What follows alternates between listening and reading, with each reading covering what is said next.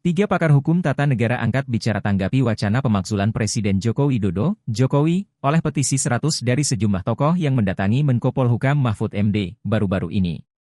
Ketiga pakar hukum tata negara ini adalah Zainal Arifin Mohtar dari Universitas Gadjah Mada, UGM, mantan Ketua Mahkamah Konstitusi, MK, Jimli Asidiki, dan Yusril Iza Mahendra yang kini bergabung di TKN Prabowo Gibran. Menurut Zainal, hal tersebut tidak mudah dilakukan karena membutuhkan proses panjang.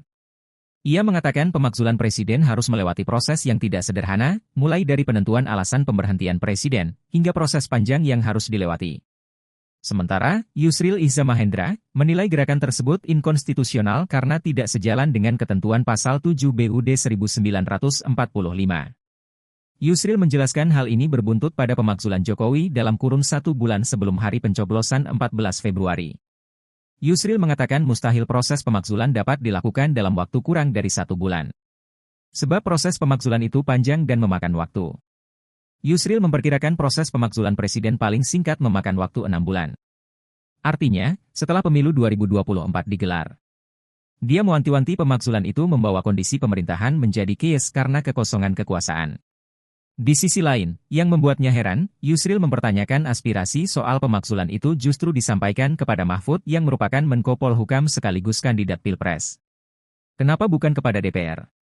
Sementara, pakar hukum tata negara yang juga anggota DPD RI Jimli Asidiki mengaku heran dengan wacana pemakzulan Presiden Jokowi yang kembali ramai 1 bulan menjelang pemungutan suara pemilu 2024.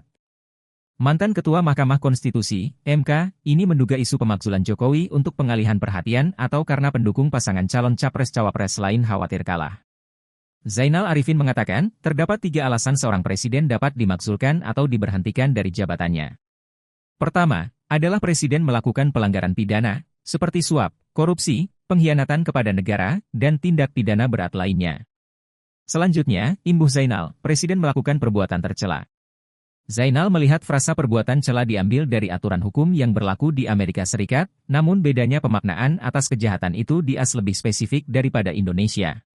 Terakhir adalah jika presiden tidak lagi memenuhi syarat untuk memimpin negara. Melihat dari ketiga alasan ini, apakah Jokowi bisa dimakzulkan? Zainal menjawab, bisa iya, bisa tidak.